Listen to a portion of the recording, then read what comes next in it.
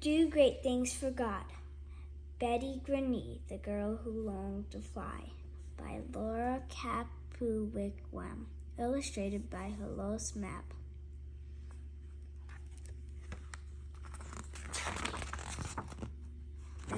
Greene, the Girl Who Longed to Fly.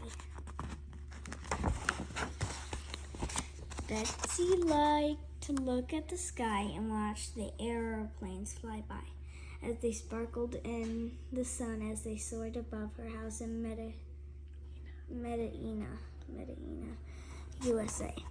Betty was the only girl of 4 children. Playing with her brothers was great fun. They chased each other across the fields, rode their horses, and listened to Bible stories their parents told to the children who lived in the streets. When Betsy's big brother, Joe, started flying lessons, Betty watched from down below. She wished she could learn to fly too. Then one Christmas, a kind uncle gave Betty some money. She knew exactly how to spend it. Flying lessons. Whee! When a big war called World War I started, Betty joined the Women Air Force Service pilots, also called WASPs. Their job was to help the men during their training. They even flew with big targets behind their planes for the soldiers to practice on.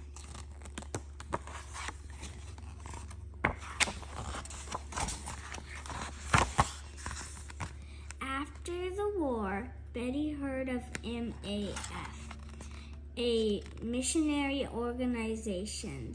They wanted to send help and the good news of Jesus to all the places in the world that were hard to get to. But to do that, they needed brave, enthusiastic pilots. Enter, Betty. They helped MAF to pick their first aeroplane. It was painted bright red. It looked beautiful. The moment came for the very first MAF task. 2 women needed to be taken to Mexico. Betty and her 2 passengers climbed aboard. The engine roared and the dust rose and everyone waved. But after a few hours, Betty started to worry. There was something coming out of the engine. She landed at once and gave the plane a close look. With great relief, she realized the engine was fine.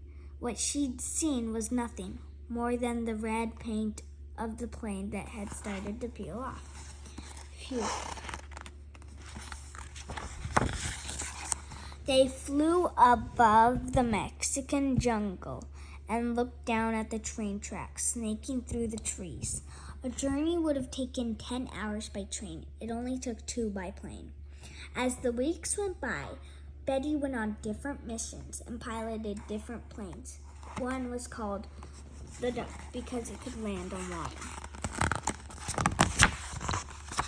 One day, Betty was flying the Duck over the Amazon forest when out of the blue, the engine stopped. The plane was plummeting down at a very high speed.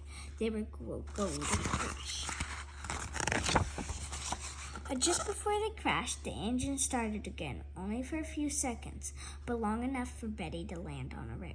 As she sat there, with the plane safely bobbing on the water, one of her passengers shouted in amazement, "Señorita, señorita, why are you so calm?" Betty smiled. She knew that God had everything under control.